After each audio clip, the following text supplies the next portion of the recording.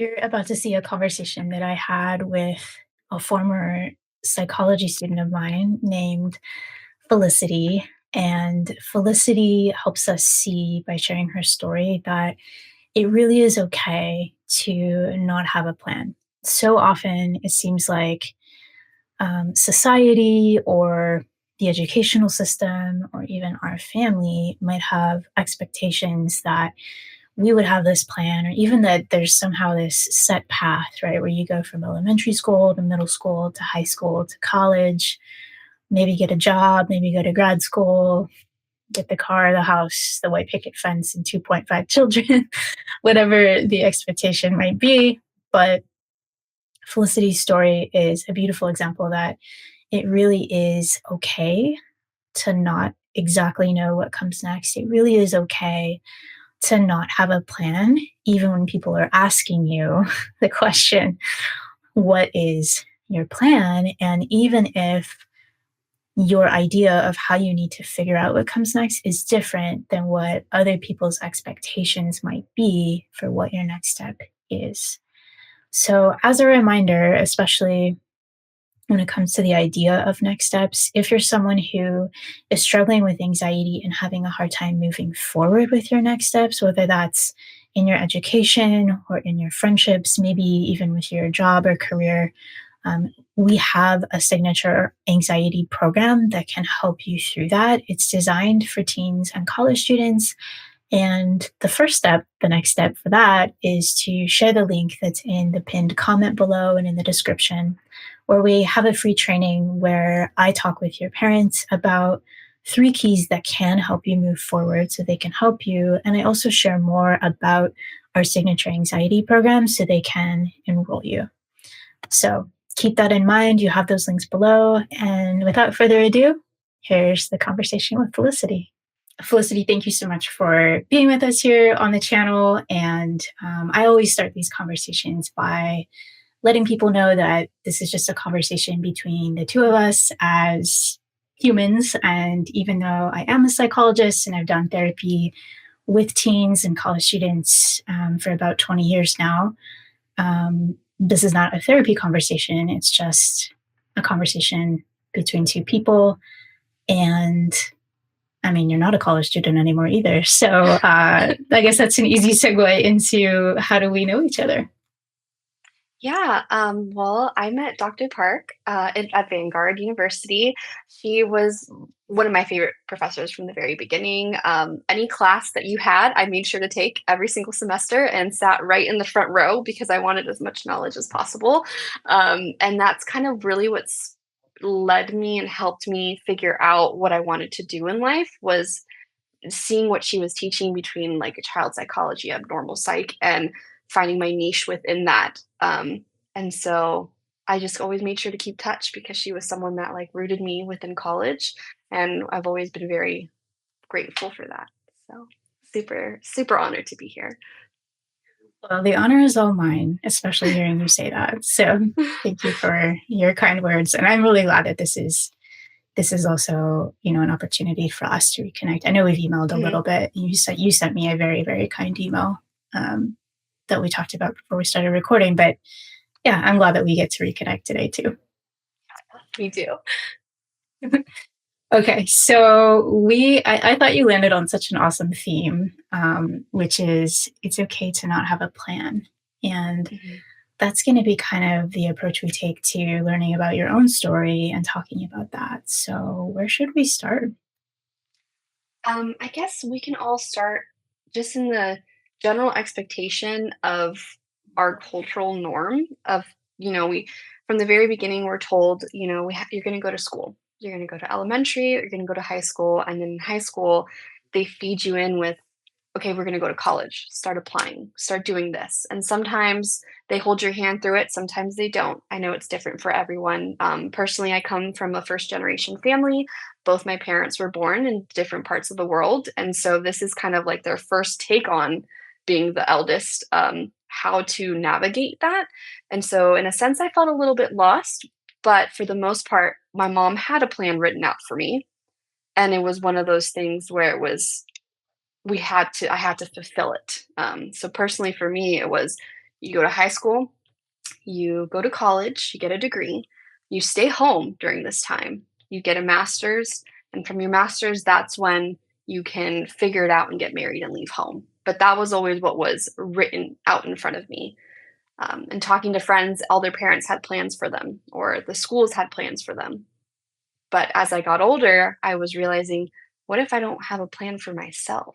Or what if that plan's not for me? And so I feel like I carried a lot of shame and guilt if I didn't live up to other plans or wasn't able to like say like, yeah, this is what I want to do when the question was brought up to me. And I think I really started to feel that when it was senior year of high school and a teacher asked me, so what's your plan? What did you get on the SAT? And I said, I needed to take that.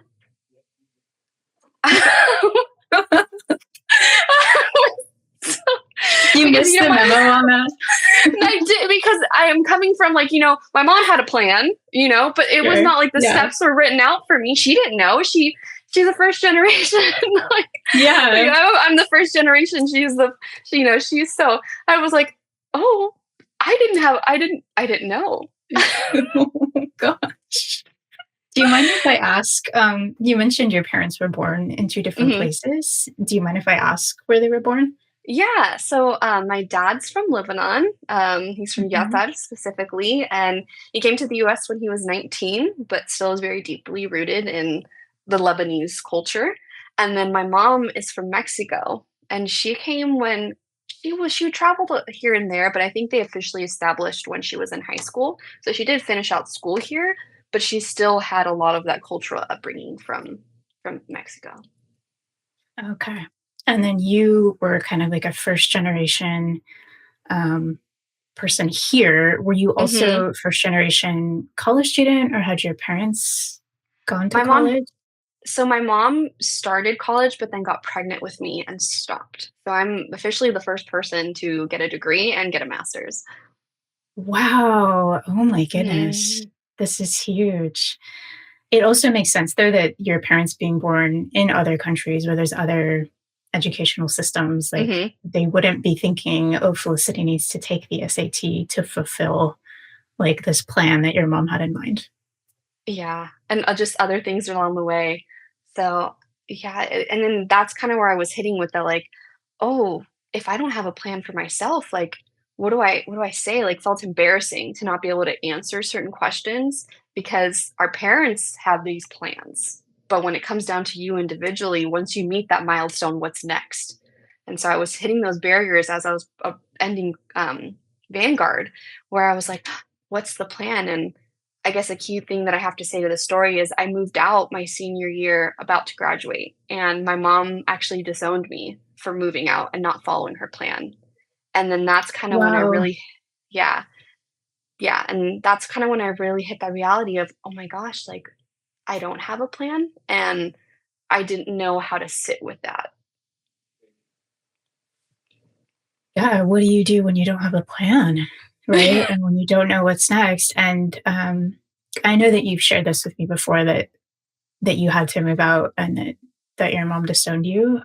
You've Mhm. confided that in me before, but I'm still really shocked, and it sounds incredibly painful for that to happen. Yeah, it was definitely hard. I think if I wasn't in the community I was in at Vanguard, it probably would have been a lot harder to work through, but having the support of you and other professors and just, like, in general, the staff and friends, I was able to kind of figure out, like, "Hey, sometimes the life doesn't work out the way you thought, and there is no plan, and that's okay." Like, Yeah. yeah. Oh my goodness. Yeah, that's so uncomfortable. It's true and yet uncomfortable. And I want to go back one step to Mhm, say, okay, like you said senior year of high school, you had not taken the SAT and a mhm. teacher was like, "What's your plan?" What did you get on the SAT? Um, how did you end up in college, like, if you didn't really have a plan? How did that happen? I I kind of reflected on where I wanted to go in life because I didn't know what I wanted to do. Um, and I really always had a calling in special education. And so I just looked at I literally just Googled colleges near me that have a special education program, and Vanguard came up and Long Beach. And so I was like, "Oh my gosh, okay, what do I need to do to get in?" I took the SAT. I don't remember what I got, but it was, So I won't ask you. no, I don't know. Probably not as good as I should have, but I, that's how I kind of do it. I was like, I've always been around individuals with special needs. I've always felt some sort of soft spot with wanting to understand them. And I thought, okay, this is the direction I'll go in. And so literally, I think when like the last minute applications were due, I started my application for Long Beach, and then I did my one for Vanguard, and I had submitted that first. And then on my 18th birthday, I got a call from Vanguard saying I was accepted with a scholarship. And Hmm. I was like, okay, I'm not even going to apply for Long Beach or anywhere else. Like this is going to be the plan. It's right by my house. I actually walked to school to get there, and I'm like, and it seems like this is what I need in my life, in the sense of just also having some sort of community more than what I was raised with. Um, and that's kind of how I got there. And so from there, I was just like stumbling into the next chapter, the next the next step. Yeah. Oh my goodness. Okay, so you applied to 2 colleges. You did take the SAT, I think Yeah, you I said, did. I right? did. I had to. I had to. Oh gosh. Yeah. Um, and, I was about to make a joke, but I'm gonna keep going. I was I was gonna be like, if the SAT is listening, like, no offense to you, but, No, um, I'm sorry. yeah, okay, so then, you get this call on your 18th birthday that you were accepted Mhm. with a scholarship, and then you're able to even, like, walk to school. Yeah, walk to school. Yeah, That's pretty cool. yeah. It's a cool sign to get that call on your 18th birthday too. It was, and the scholarship amount was also $18,000. So I was like, it's a sign, you know. Oh, So 18 years old and $18,000. yeah, so Wow, that's yeah. amazing. Mhm, Awesome. Okay. And then you're living at home while you're an mhm. undergrad? Yeah, I was required by the school. So Vanguard required that if you were under 21, you had to live at home or within the dorms. And since I literally lived 2 miles away, it was easier to live at home. Mhm. It made sense. Okay. I didn't know there was that requirement and I worked there, so that's pretty funny. Yeah, That's there was. Yeah, you could not. They were pretty strict. okay. Um, yeah, so at that point, like, okay, you're starting freshman year of college. Did you feel Mhm. like you had a plan? Were you like, this is it? I know what I'm going to major in and I know what I'm going to do after college. And like, how are you feeling at that point? So in that point, I just kept thinking, okay, I'm following my mother's, like the things she had instilled with me. I'm going to get to college, I'm going to go through it, and then I'm going to get a master's. I wasn't really looking at what job. I had no idea what I wanted to do actually when it came down to it. I was a nanny and I was making really good money, and I was watching over 7 kids. And I was like, I love these children. I actually did a project on them in one of your classes. Yeah, in developmental psych, we used to talk about Yeah, these children. It was like such a convenient, perfect I example know. because we were going through the developmental phases and you had like kids that you could talk about in all of these With phases. It was yeah, it amazing. was Yeah. yeah. So that's kind of like I stuck through that throughout all of my Vanguard years, and was when it came down when the mom was like, "So what are you gonna do next?" I'm like, "Oh, I can't just nanny here forever."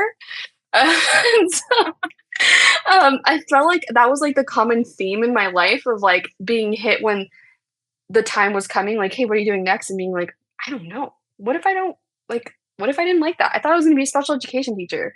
But now I'm realizing, hey, I really like working with these kids one on one. And at the time, one of them was diagnosed with autism. And later on, after my Vanguard years, 2 more got diagnosed.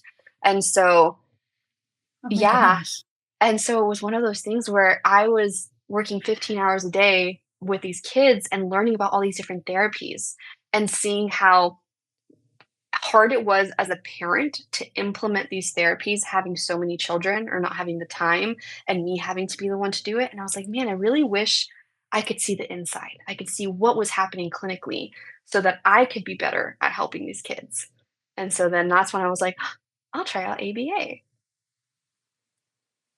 for Okay. that. And I'm Mhm. guessing that most people listening to this might know what ABA is, but can you just give us like a little Yeah. explanation?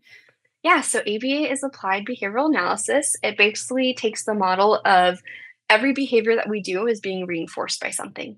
And so we use that model to help kids that have either a behavioral deficit or a skill deficit and kind of teach them just if you're screaming and crying because you're upset, you can be using your words instead and showing them how to do that. Or if a kid needs help with learning how to wash their hands, breaking down the steps for them and teaching them those skill sets. And so I gotta be a part of some really success stories of seeing little children that have can't even talk. I mean, I had to teach them how to point, and then now they're arguing with me. I'm saying they don't want Oh to go boy, potty. how So, wonderful. yeah, What a and then like, miracle. and some people might take that for granted, but it's like, oh my gosh, like you never realize how everyone's still story is so different with learning, and so being a part of that help has been like really fulfilling, and just made me want to keep pursuing. So that was like my next step. I was like, I did ABA, and I'm like, I want to know more. So I got a master's. All right. So Uh, I can't remember this piece. Were you doing ABA while you were an undergrad? no, I was just nannying. Okay. Yeah, All I did right. it And after. so, okay. And then you mentioned something really painful, like senior year of undergrad when Hmm. you moved out and you said your mom disowned you. Um, what do you feel comfortable sharing about how that happened, what that was like for you? Hmm. Well, I can be very open. I want to put a disclaimer. We are on talking terms now, which is good.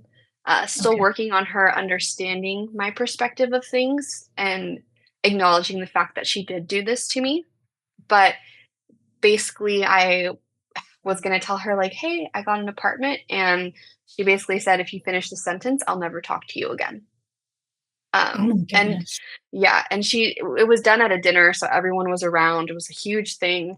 And so it was hard to have a moment where I was still living at home while having this apartment, but I felt like I wasn't able to leave until one day I had just had to do it.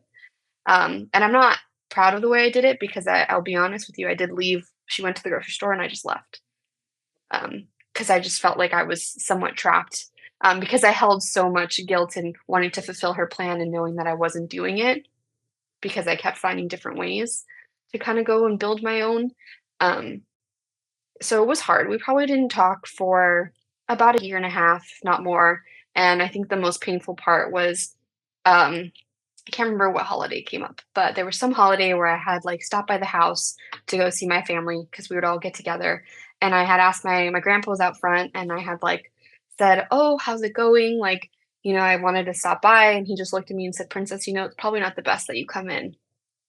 And Mm. that's when I was Oh really my like goodness. taken back. Um and was really just it makes me a little emotional. I just felt really isolated because I kind of lost that connection with my family in that moment and was no longer invited to go to all of these things. And so I was like, okay, I'm living with my best friend. I'm trying to finish my degree. Um, how do I do this? Because Yeah. now I don't know what to do. Um, so it was hard, but I got through it, which is great. And Yeah. But of course, emotion would come up. I mean, I'm just feeling like mhm, the isolation of that time and that comment from your grandpa, like it just felt like very ostracizing, I guess, very mhm. alienating to be cut off from your family and like not even welcome at a family event. That must have been just such a lonely, painful season. Yeah, I definitely admit there'll be times where, like, if my roommate was on vacation or working and I was alone in my apartment, like, it just made me really sad, where I would just sit and cry. And I guess another important part of the story is at that same time that I did this, I broke up with my boyfriend of 5 years. And so I was really like, "Oh my gosh, now I'm on my own." And through some, like, therapy help, I realized I was using that boyfriend as a crutch for, like, going through all these things, and I had held on to what everyone was telling me I needed to do. So when it came down to the moment where I'm sitting down by myself in my apartment realizing I don't have that anymore. I don't I don't know what to do. I don't have someone telling me like this way, go this way, or this is what you need to like, what do I do? now. Yeah. I mean, the word that comes to mind is lost, like Yeah. just kind of lost, like in that wilderness and Hmm. not knowing what to do next. So, how did you find your way through that? Honestly, I want to say Vanguard. I Mm, think that really helped. I had, as we mentioned before this call, I went to my professor, Sulky Kim, and I just sat in her office and cried, and I told her everything. Um, and she put in like she just made it a safe space to like be able to come by whenever I wanted. It's a Christian university, so I went to the pastor, and he gave me medicine and just wrote out different Bible verses to like sit okay. and read. And I fell upon the family that I was needing for too, spending more time with them. And that's kind of just how I built my own community and kind of also had to sit with the resignation of, sometimes in life you're going to be alone and you're going to have to take steps alone as an adult. And that's okay. And so I had to really sit with being okay with being alone and figuring out life for me. Okay. So, I'm so grateful that you had that support from Silky Kim, from that pastor, and just coming to this place of like, it's okay to be alone. Hmm. Reminds me of our thing too, like, it's okay to not have a plan. Yeah. Um, but obviously, like, so painful and uncomfortable at the same time. Hmm. Yeah. Yeah. It It was a sounds like, lot. yeah, absolutely. It sounds like having that support made all the difference. Mhm, I mean, what happened next? Like, so you graduated from Vanguard. mhm. Okay. Um, so I graduated from Vanguard. I, at that point, had kind of figured out who I wanted to be because I had so many restrictions from my youth of like, you can't stay out this late or you can't be doing these activities, you can't be hanging out with these Mm, people. So kind of figuring out like, okay, who am I? Like, what do I want in life? What do I like to do? And so I just made it a time to really enjoy life, met new people, bonded really well with my roommate, who's my best friend from high school. I also got into a new relationship, and that he was kind of also too helping me with this idea of like figuring out your plan and not having and it being okay to not have one and taking it as you go. And he was a little bit older, so he was able to kind of show me like you never know where it's going to end up, where you're going to end up. You might go to high school think, yeah, I'm going to be a nano engineer, and then realize actually I don't like that. I want to pursue art. I want to pursue theater. And so seeing that kinda helped, and I was like, "Oh, yeah." He's actually the one who helped me get into my job because I was like, "I don't know if I wanna do this," and he's like, "You do so well with kids, call them, like, figure it out," and I'm like, "Oh, okay." So, that's kinda where I was after, where I was like, "Okay, I'll pursue ABA, why not? Why not try it? I mean, what's the harm?" Um, mhm.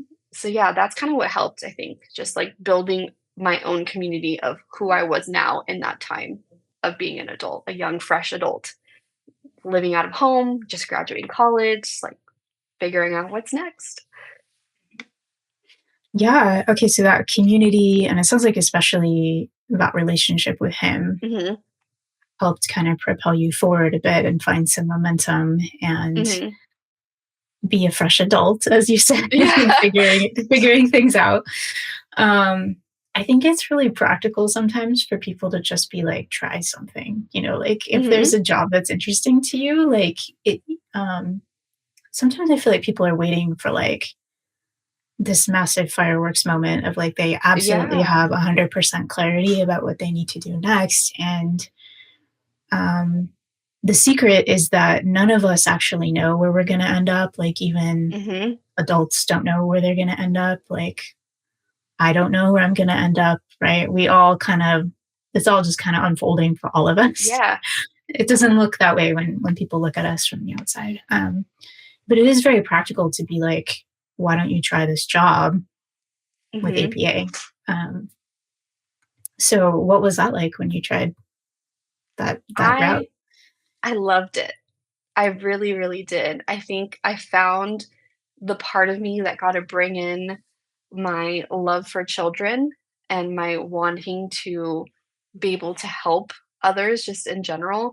And so that's kind of where I was like, oh, I sat with it for a couple months. And I think it was like 6 months within the job. I was like, I want to know how to do more. I want to know how to understand this from all sides because I got the parent side being the nanny and having to learn this from and having to implement it in a household. And now I'm getting the behavioral technician side, which is the person who does the therapy with the kids. And so the next step was being the supervisor who's writing the therapy and dealing and teaching the coaching the parents. Um, so I kind of just was like, okay, let me look around at what other people did. Saw that the next step was to get a master's, and 6 months in, I applied. I reached out to my favorite professor and said, "Hey, will you please write me a letter of recommendation, Dr. Park?" And that was like the Uh-huh. next step. But I Yeah, think it took years. Yeah. I was looking back at our Instagram DMs, and that's what I was like, "Oh, yeah, I wrote her a letter of recommendation." Yeah, you did. I never got to read it though. They didn't let me. So, Oh, that's too bad. but it got me in. But yeah, so that's how it was like the next thing. It was just like you said as an adult. You never really know where you end up. I mean, you were a professor. Now we're sitting here having this conversation. So Yeah, living my introvert nightmare on YouTube. It's great. you're doing But, amazing. it's a really fun excuse to reconnect with you, though. Um, what was I gonna say? I totally lost my train of thought. Okay, so then you loved ABA, and Mhm, I love that process for people of, like, try something in a job, mhm, and it's really important to pay attention to, like, do I love it? Do I hate it? Am I kinda meh? And it's equally important to know, like, do I hate it? Am I meh? As it is to know, do I love it? And you sounded mhm. like it was a total green light for you. Like, I want to Yeah. understand more and understand this from a different angle. And then you went on to go get your master's. Uh, so forgive me because I did write you a letter of recommendation, but I don't It's remember. okay. Did you apply to multiple programs or just one? I just did one. I went to Arizona State University online. Okay. Yeah. All right. And did you just like know that that was the place or like it just looked like it was going to fit for you? Everyone around me had gone through there. Some other people went to Um, National University, but a lot heard really great things about ASU. And so I was like, okay, let's give that one a try. I'll apply if I get in. If not, I'll go somewhere else. And so that's kind of just how I stumbled. I didn't know. Again, it was one of those things of lack of. I mean, I didn't even know what I needed to get in because it was that same thing of like, I was like mentally saying like, I'm doing what my mom wanted of me. Might be look a little different, but still didn't Ironically, have that you like. were, I yeah. know I was, except that I moved out before she liked, but I still did the plan. If that makes sense. You did the plan in your own way, though. You found Yeah, your own way.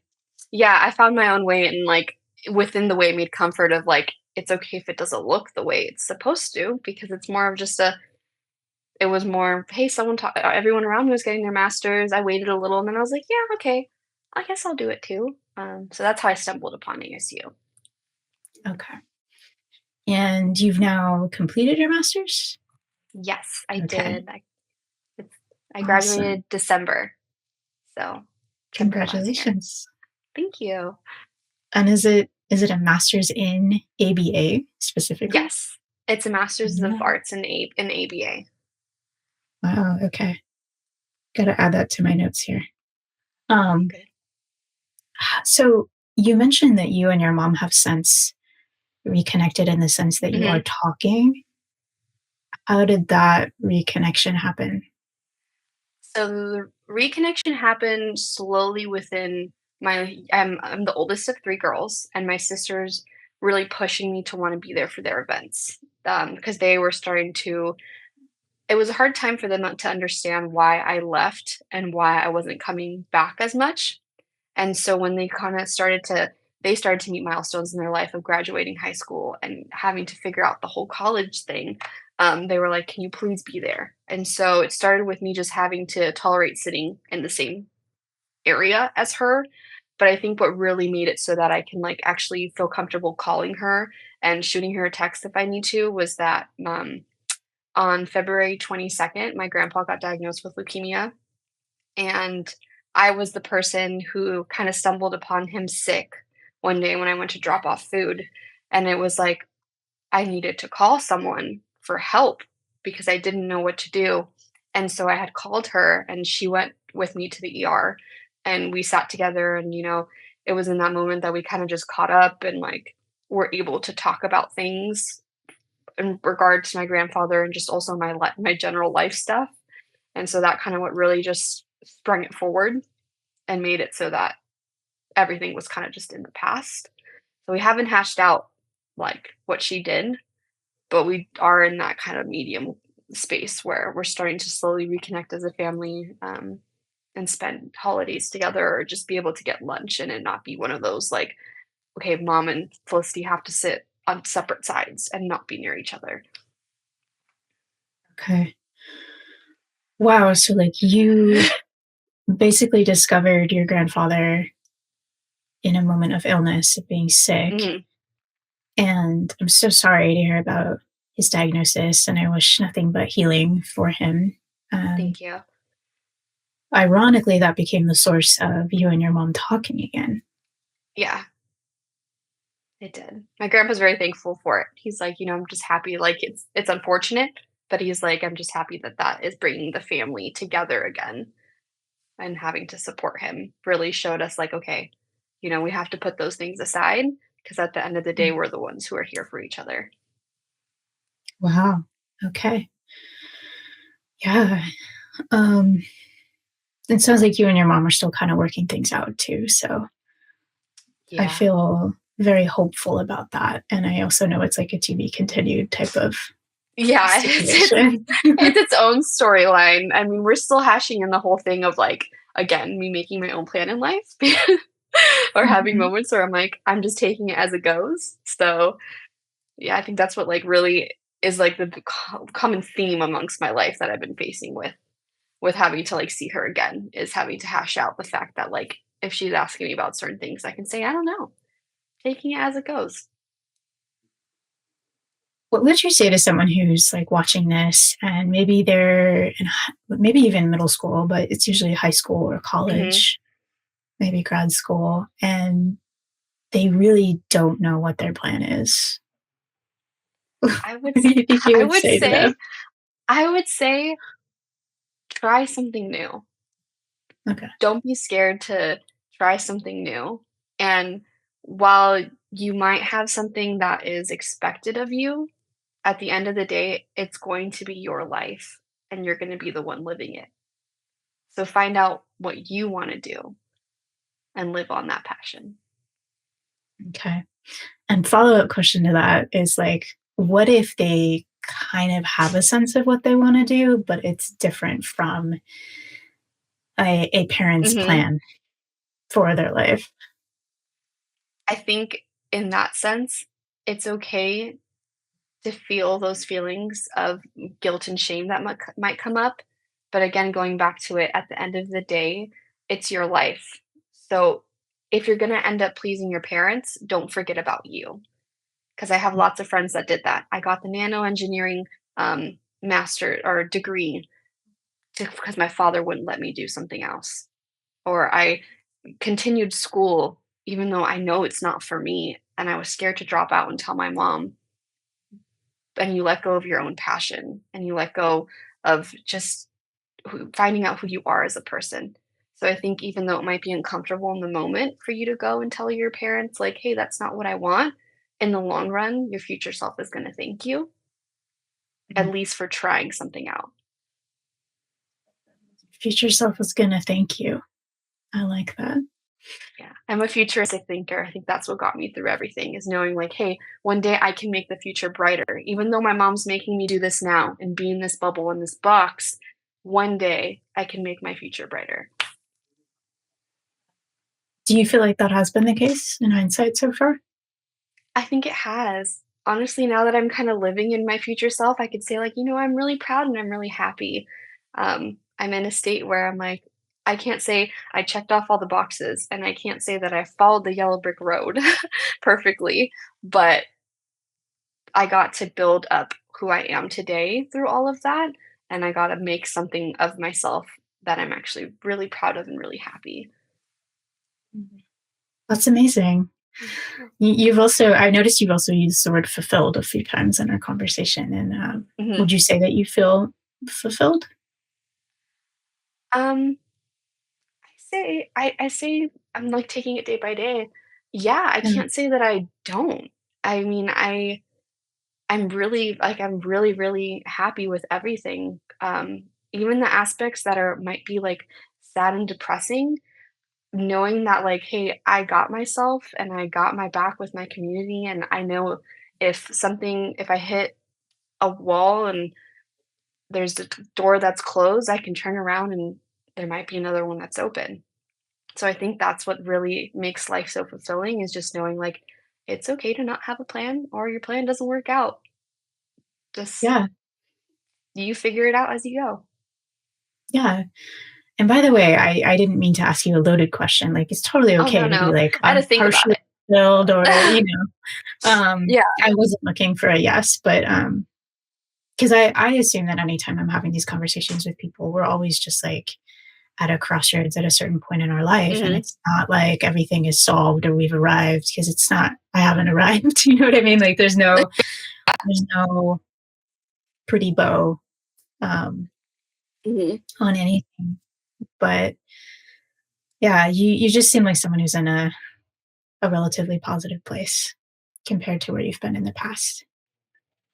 Mhm. Yeah, I would like to I think that's what helped. Okay, so I have a final question for you that I always ask people as we're kind of drawing these Mhm. conversations to a close. Which, first off, before I ask you my final question, is there anything else that you want to share that we didn't touch on? Um, Not necessarily. No, I can't really think of anything. I feel like I just put it all out there. Yeah, I feel that way too. Yeah. Um, okay, so final question is, what do you wish you knew when you were younger?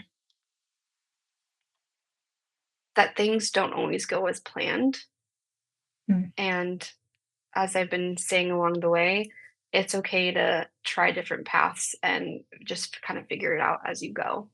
And there's no shame in that whatsoever. yeah, there's no shame in that, and if anything, that's the name of the game. That's how life Yeah. works, right? Yeah, for sure. And it's like everyone does their own thing, so you can't compare it. You can just only, I guess, compare yourself to your past self and how you've improved or how you've made different choices in life and where it led you. Yeah, just our growth and our Mhm. progress and run our own race, right? Yeah. Yeah. I heard someone this week use the expression "keep your eyes on your own paper." It kind of made me laugh because we say that in school. But it That's was so it was like a funny, helpful way of like, don't compare yeah, yourself to someone else's path, like just keep your eyes on your own paper. for sure, and I live by that because I have friends that, like, now that I've been doing all these things, that their parents will be like, "Can you please help so and so figure out what to do?" Or, like, help them get on the plan, and I'm like, "She's she's figuring it out." Like, she's got it. She's It's not gonna look the she's doing same. it. Yeah. Yeah, she's doing it. She might be in the messy middle, she might be struggling, Mhm. like, that's how we all kinda make our way. Yep. Yeah. Alright. Well, Felicity, I know you have a meeting, and I wanna be respectful of your time, but thank you so much for this conversation, and thanks for helping us see that it's okay to not have a plan. Thank you.